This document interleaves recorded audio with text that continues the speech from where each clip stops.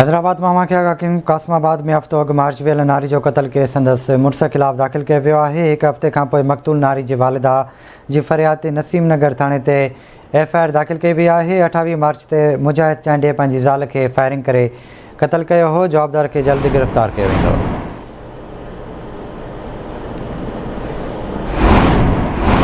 हैदराबाद मामा खे आगाह कयूं पिया। कासमाबाद में हफ़्तो अॻु मार्च वियल नारी जो क़त्ल केस संदसि मुड़ुस ख़िलाफ़ दाख़िल कयो वियो आहे।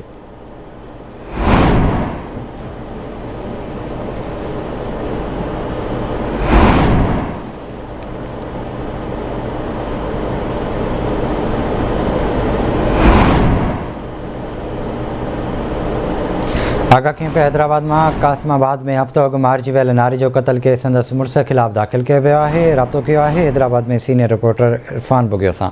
इरफान, आगाह कजो।